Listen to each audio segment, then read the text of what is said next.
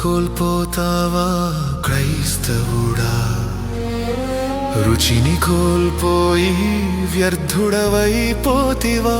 యేసుడే తిరిగి దానిని నీకు ఇస్తాడు.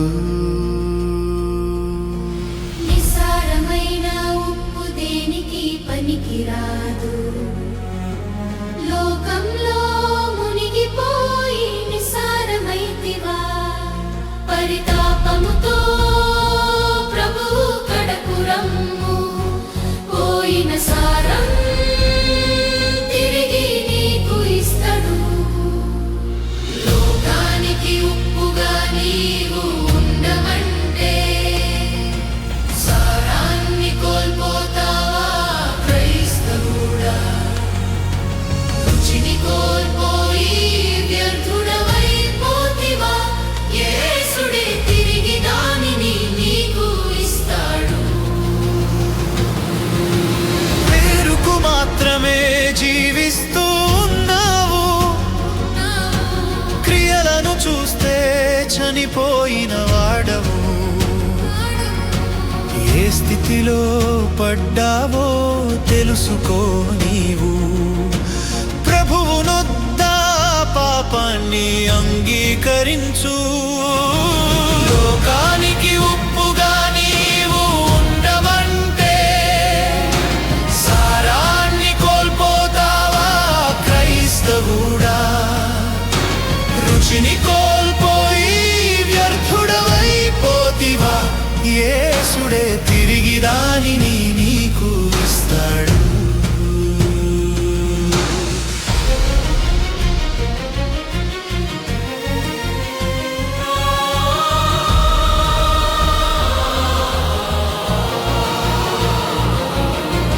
లోకము నుండి మనలను వేరు చేశాడు. పరిశుద్ధులుగా నుండునట్లు పిలిచాడు. లోకముతో స్నేహము దేవునితో వైరమే. లోకమును మనము వెంబడించరాదు.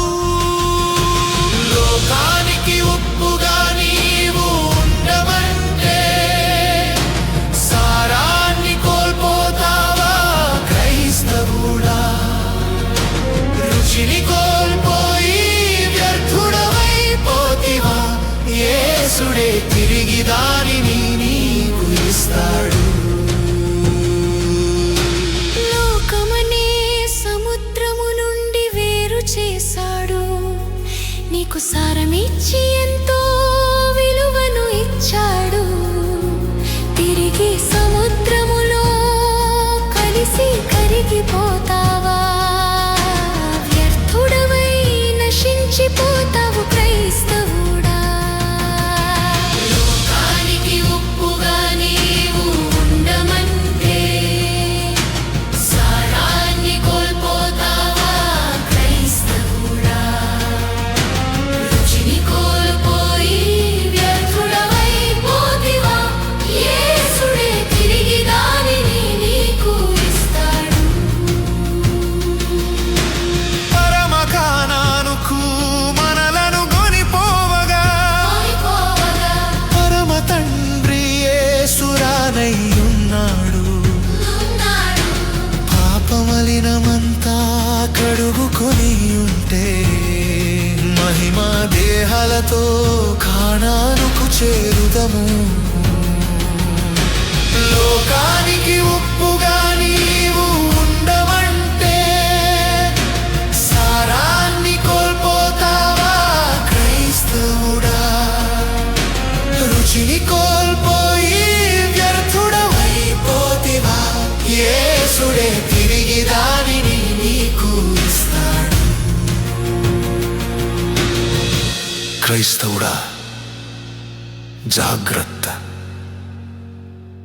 రుచి కోల్పోయిన ఉప్పు నేల మీద వేయబడుతుంది, మనుష్యుల చేత తొక్కబడుతుంది.